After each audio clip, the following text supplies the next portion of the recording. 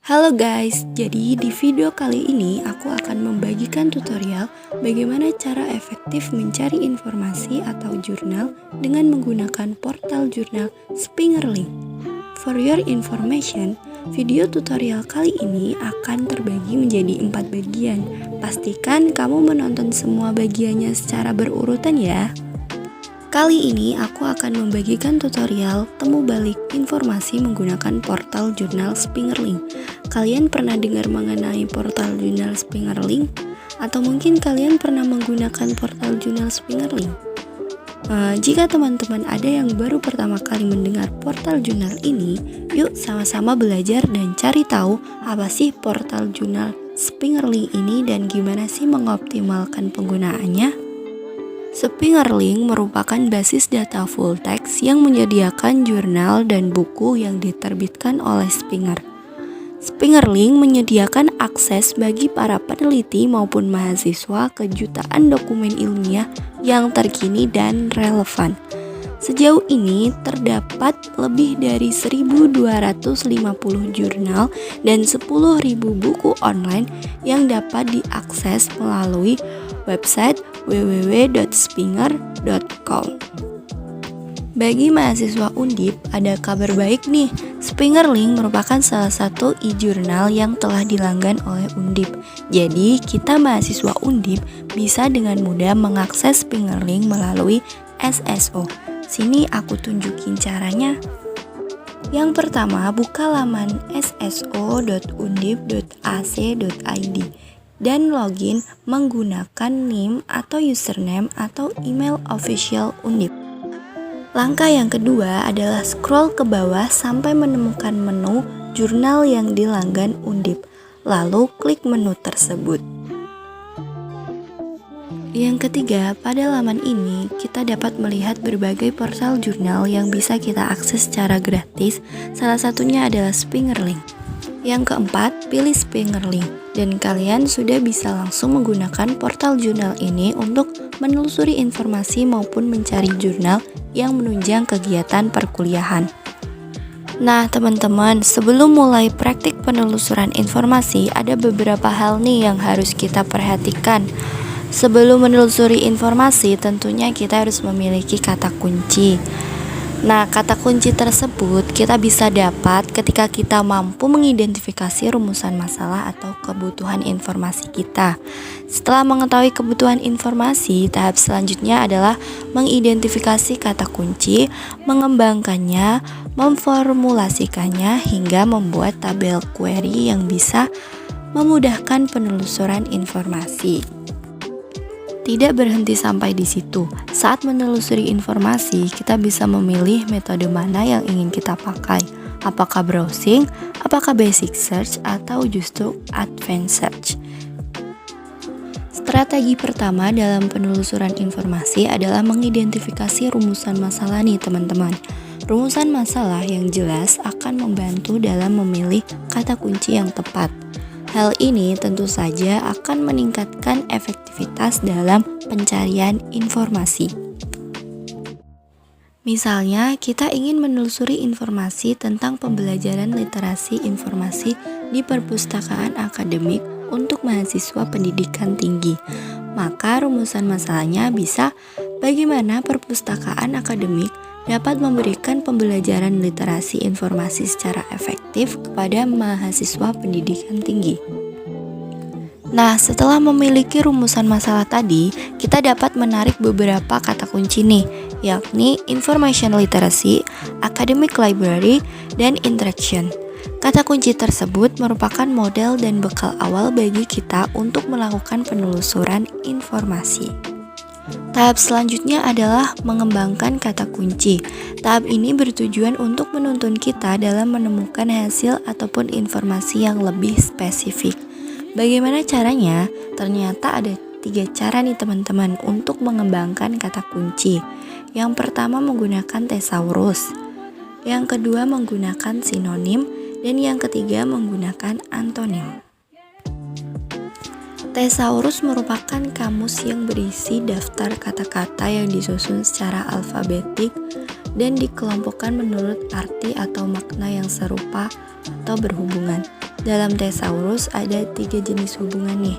Hubungan sinonim, hubungan hierarkis, dan hubungan asosiatif. Yang kedua menggunakan sinonim. Sinonim adalah kata-kata yang memiliki arti atau makna yang sama atau mirip dengan kata kunci yang telah dipilih. Sebagai contoh, sinonim dari kata information literacy adalah information skills. Dan yang ketiga menggunakan antonim. Antonim merupakan kata yang memiliki arti berlawanan dengan kata kunci yang telah dipilih.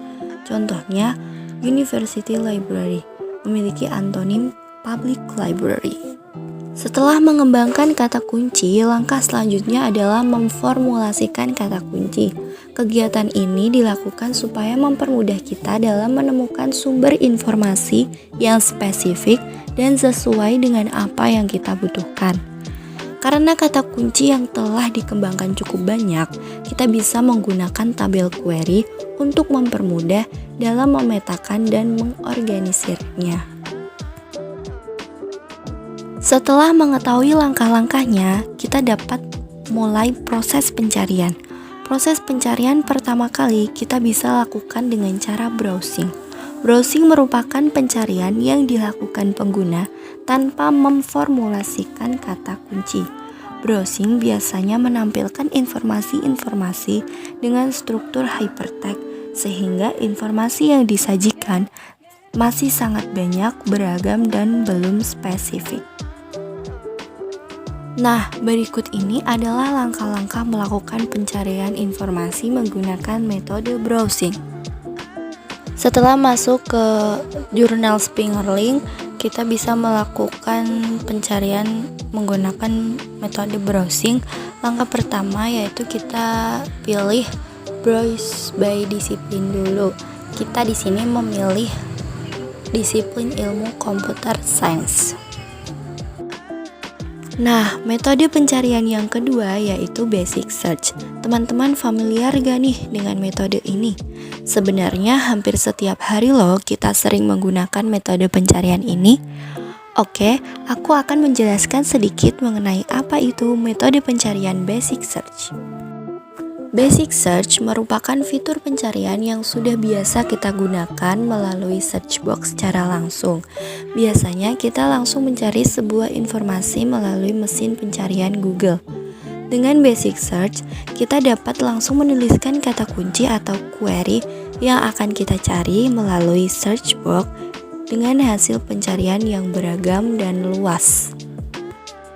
Sebelum memulai pencarian, kita dapat menggunakan fitur Search Help agar kita mengetahui fitur apa saja yang nantinya dapat membantu kita dalam pencarian. Untuk portal jurnal Spingerling dapat dilihat dengan mengklik icon di samping search box. Dalam Search Help ini, seperti yang dapat kita lihat bersama, ada 7 tips, yaitu yang pertama, narrowing your result, fitur untuk mempersempit hasil pencarian. Yang kedua ada start a new search, fitur untuk pencarian baru. Yang ketiga ada language dan stemming, fitur bahasa dan stemming. Yang keempat ada phrase match, fitur pencocokan kata. Yang kelima ada operator, fitur bahasa boolean. Yang keenam ada wildcard dan juga advanced search. Pada pencarian basic search ini, kita bisa memanfaatkan fitur narrowing your result atau fitur mempersempit hasil pencarian, yaitu terdiri dari fitur result by access. Jika kita ingin hasil pencarian kita semua dapat diakses atau open access, kita dapat menghapus centang pada kolom ini. Yang kedua ada facet. Kita dapat mencocokkan query kita dengan bagian-bagian disiplin yang ada di facet ini. Dan yang ketiga ada date published. Kita dapat mengatur rentan tahun dipublishnya hasil pencarian kita. Oke, kita mulai untuk search menggunakan basic search. Simak baik-baik ya teman-teman. Langkah-langkah yang harus dilakukan adalah yang pertama memasukkan kata kunci information literacy pada search box. Dapat dilihat dengan memasukkan kata kunci information literacy menghasilkan result sebanyak 150.221 result. Kemudian kita dapat memanfaatkan facet navigation pada bagian sebelah kiri dengan memilih content tab-nya, disiplin ilmunya, subdisiplin ilmunya, dan lainnya. Nah, untuk pencarian kali ini kita dapat memilih content tab-nya artikel, terus disiplin ilmunya computer science. Selanjutnya disiplin ilmunya library science.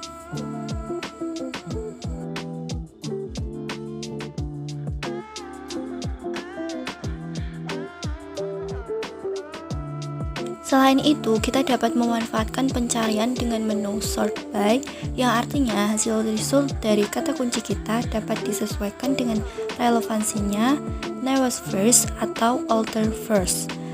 Kita juga dapat mengatur date published-nya untuk memperoleh result sesuai dengan kebutuhan kita atau yang terbaru. Untuk pencarian kali ini, kita sort by relevansi dengan jangka waktu publishnya 5 tahun terakhir, yaitu 2018 hingga 2023 ya teman-teman.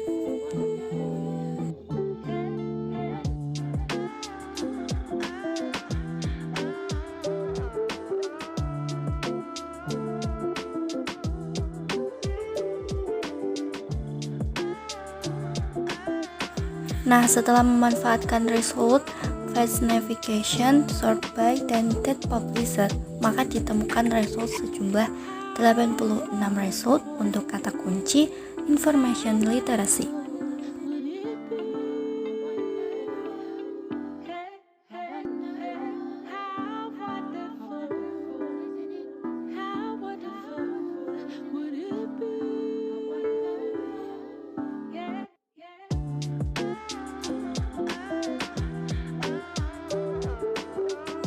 Nah, setelah kita menemukan beberapa result yang telah dikombinasi dengan beberapa fitur dari facet navigation dan lainnya, kita akan memilih salah satu result berupa artikel yang relevan dengan kebutuhan informasi kita. Nah, kali ini aku akan memilih artikel nomor 2. Dapat dilihat di layar. Nah, untuk mengetahui sebuah artikel ini relevan dan sesuai dengan kebutuhan kita dapat melihat mulai dari judul, dapat diketahui dengan membaca abstraknya, ataupun kesimpulan di artikelnya.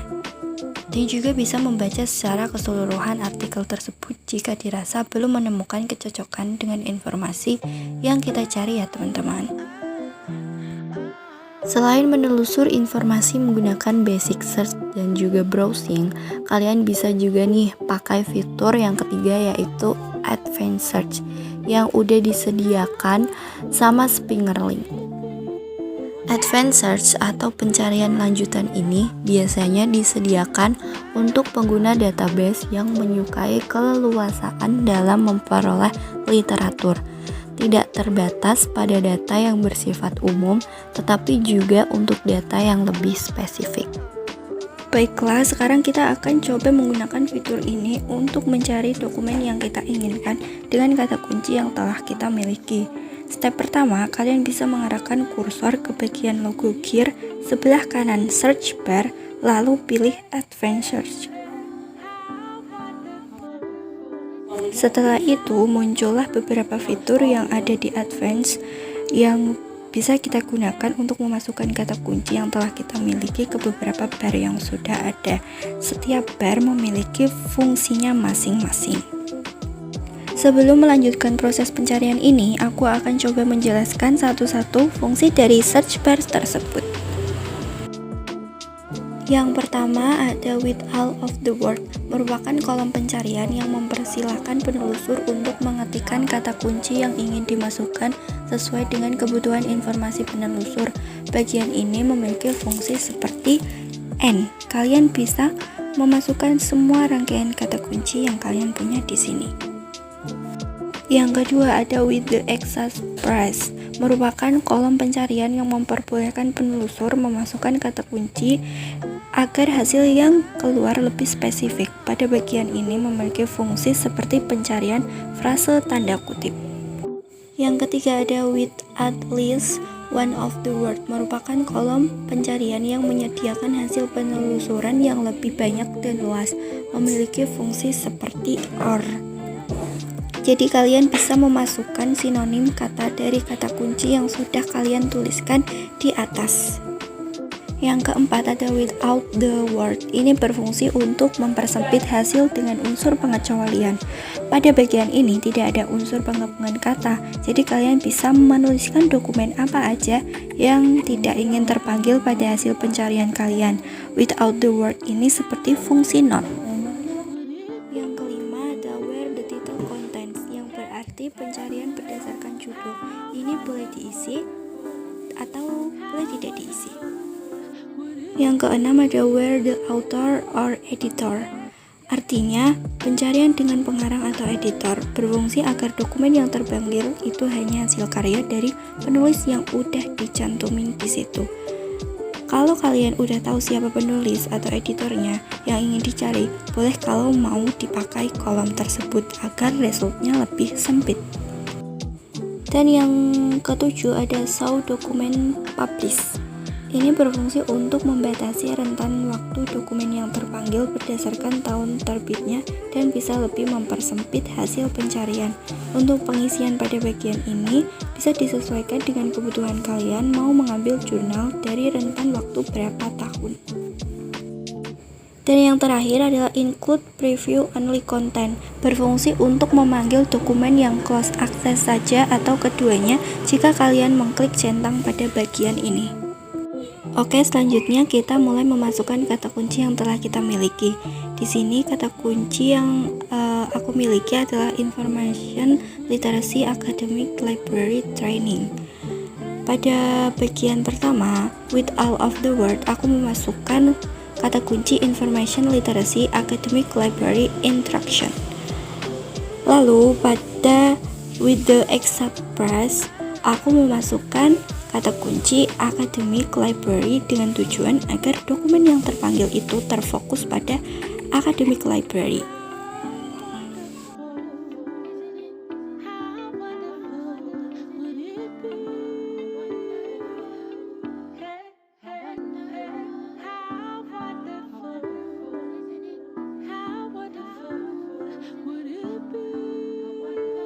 Kemudian pada bagian 3 with at least one of the word, aku memasukkan sinonim kata dari instruction, yaitu teach, teaching, training, dan train.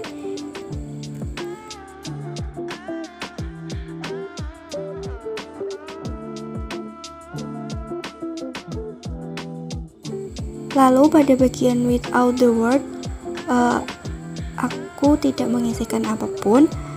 Kemudian pada bagian where the title contains, aku mengisikan kata literasi untuk mempertegas hasil temuan yang aku inginkan.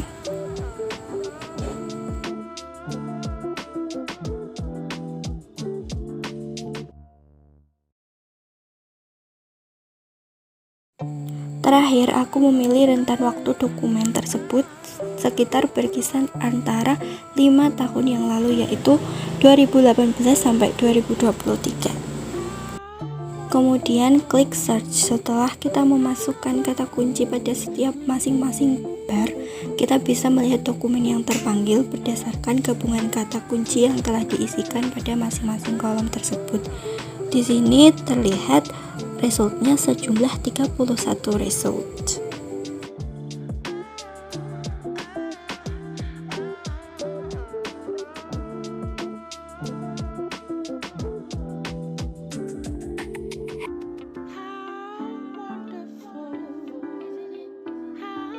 Setelah itu, kemudian kita akan menentukan dokumen yang dirasa sesuai dengan kata kunci.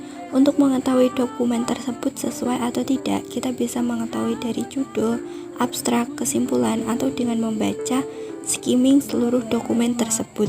Berikut hasil dokumen yang sudah aku pilih. Jika sudah menentukan dokumen yang sesuai, kita bisa memilih dokumen tersebut, lalu mendownload dokumen tersebut di bagian kanan samping judul, atau bisa juga membaca melalui web Springer Link. Di bagian ini, pengguna diberikan kemudahan dalam membaca dokumen, karena pada bagian section yang terletak di bawah opsi download, kita sudah diberikan list setiap subjudul mulai dari abstrak hingga about this article. Jadi pengguna tidak perlu men-scroll untuk menemukan setiap halamannya.